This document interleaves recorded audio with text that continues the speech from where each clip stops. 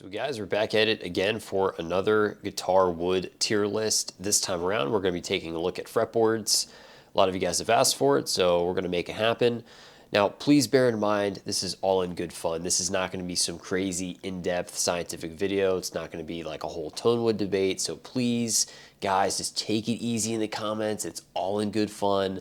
And yeah, let's go ahead and rank some fretboard woods. Starting off with one of the classics, we're going to go with a basic Gaboon Ebony. Bam. I'm going to drop that one off right where it belongs at the A-level tier. You know, ebony's getting harder and harder to find. I know this is definitely like for high-end instruments, it's always a good option. It's very strong, stable wood. I've always liked that kind of dark, that stealthier coloring, although it's getting harder and harder to find what most people would describe as more of a pure black ebony. So yeah, if you think about getting an ebony board on your build, great choice. Next on the list, this is going to be essentially a very basic Indian rosewood here. It's commonly found on a lot of different guitars, various price points as well. I think this one's well worth a solid B rating. Not my favorite. I do think sometimes it's a little more porous, a little more boring, I guess. It's obviously sometimes going to come down to luck of the draw, just like anything else. But yeah, it's your basic run-of-the-mill rosewood.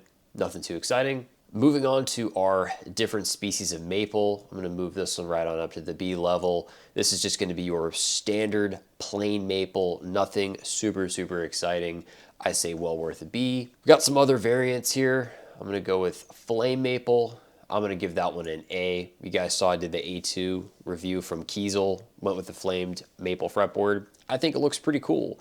One thing to bear in mind, flame maple is a bit softer. You'll find that a lot of times builders will use some type of super glue to secure the frets into the slots, just being that a softer wood typically has less grip on the frets. I'm always a fan of flame maple, whether it be for a fretboard, a neck, or a top. A lot of different purposes for a flamed maple. Moving on to bird's eye. Not really my favorite. I've never been a big fan of bird's eye. I'm going to park that one right here at the B level. Sometimes you'll get a really nice concentrated piece that has, I guess, more consistent distribution of those bird's eyes. But sometimes you'll get one that's just a little bit more few and far between, a little less exciting. But yeah, I know a lot of people love it. My personal opinion, yeah, it's a B. All right, now we're gonna get into some more of the exotic fretboard. So let's get on into that. Now, Wenge, I've talked about this on a number of videos. I do like it for laminates. I do like it for a top wood and some like exotic builds. It's pretty cool. Love that sort of zigzag, that chocolate and black pattern. But for a fretboard, man, it's going to be a D. And the reason I say that is because it's such a rough, porous wood over time, right? Just like dust, dirt, just like dead skin and stuff like from your fingers. I mean, we all know fretboards do get pretty dirty. So I do think it puts yourself in a very tough spot if you go with such a rough, open pore wood for a fretboard. So in this case, I'm going to have to give it a D. It is what it is. Padauk, not something you typically see for fretboards, although I have had a Padauk neck before with a Padauk fretboard. Looks pretty cool, but Padauk does have a cool red color, but like a lot of these, it does fade and turn more brown over time. So I'm gonna give that one a C. Not super great, but yeah, it's still a very interesting wood.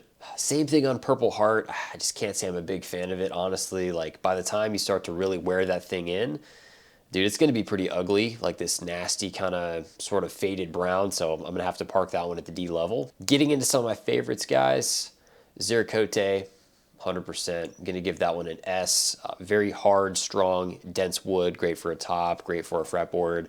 I love that landscape grain or spider webbing grain, some will describe it.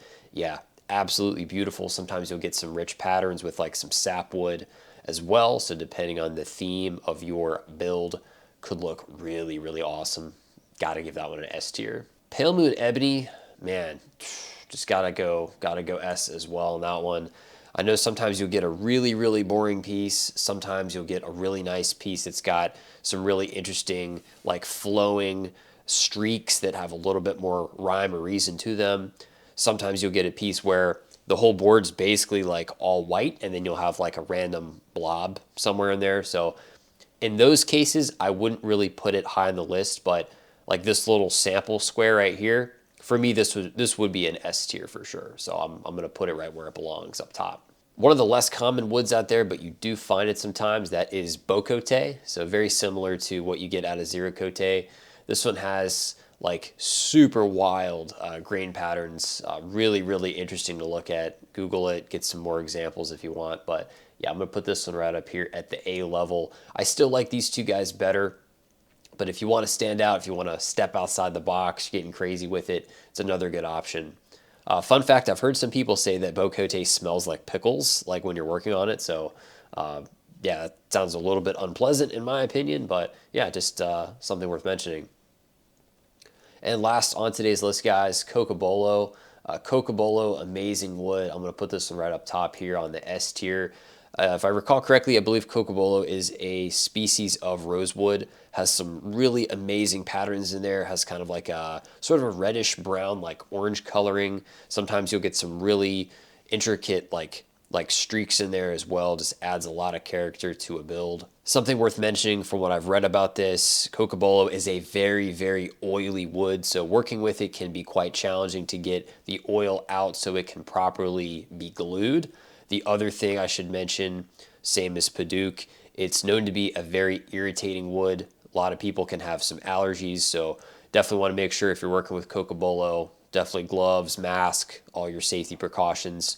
So could be pretty toxic. So yeah, definitely work on that with some caution there. So that's my overall list for today, guys. I know I didn't cover every possible, species and subspecies of everything out there, but just a fun list to put together for your entertainment. Let me know if you agree or disagree with the list, if you have anything else on your mind related to these kind of geeky wood topics for your guitar enthusiasts. Share your thoughts down below in the comments section. Give the video a thumbs up, subscribe for more, and I'll see you guys in the next one. Have an awesome day.